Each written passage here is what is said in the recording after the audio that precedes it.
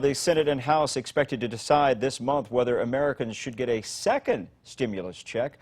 So what could we expect to see? Joining us right now, 4th District actually 4th District Congressman. Here we go, Robert Aderholt. It's a Friday, Congressman. Thanks for joining us this morning.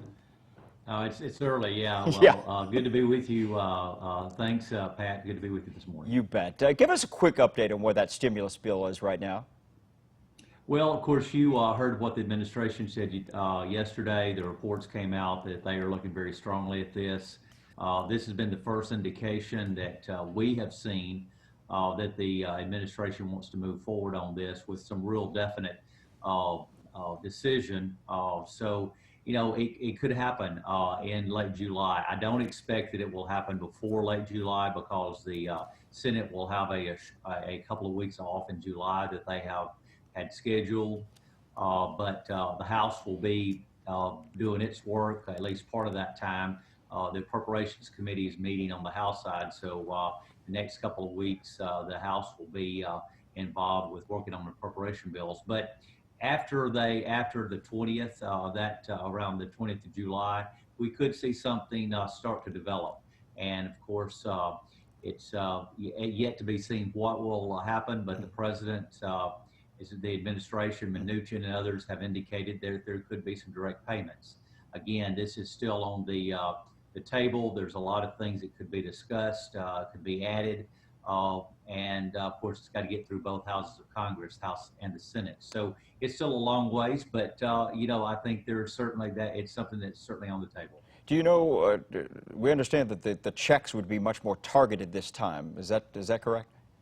Well, I would feel like that will be the case. I don't think that it will be just the overall checks that you saw during the last CARES Act that we saw a couple of months ago. I think it'll be much more targeted those that really are really in need and suffering, and those that are really have been hit by the coronavirus. Mm-hmm. But you know, it's still early. I don't know exactly. Again, a lot of things are on the table, but I don't think it'll be a $2 trillion, $3 trillion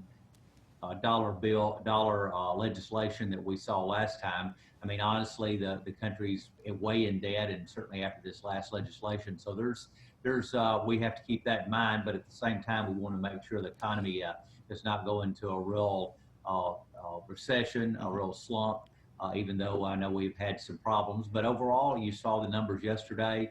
You saw how the economy has created almost 5 million new jobs in June, which is incredible. I mean, the analysts are just really puzzled about that. So we're on the upswing. So I think this will have a lot to do with what we do later in July. Trying to get at a couple of quick topics in the last minute we have with you, Congressman. Let's talk about mandatory masks. Is that something that should be done nationwide?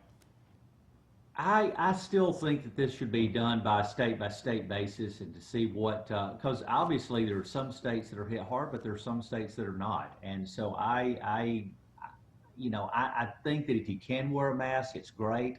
You know, I'm probably like most people. It's, you know, wearing a mask is not the most comfortable thing in the world, but it does. I know it has proved to help according to the experts. And so I think when you can wear a mask and when you can't do social distancing, of course, if you're away from somebody, there's no need to wear a mask. So I think we need to let each governor and decide that for themselves. And at this point, that's what I'd be in favor of. I know you wanted to touch quickly, we've got a few seconds, on the Supreme Court decisions when it comes to our elections here, especially regarding the curbside voting, real quickly.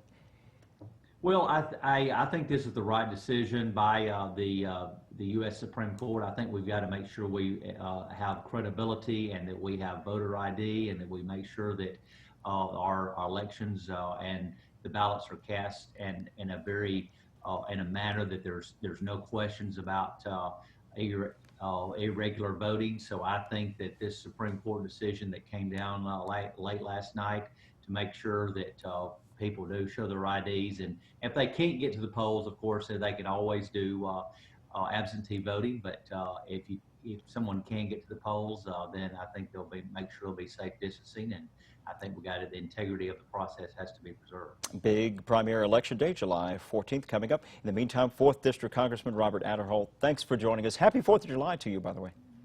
Happy 4th, Pat, and all your listeners. You bet. Appreciate you. 6:11 right now.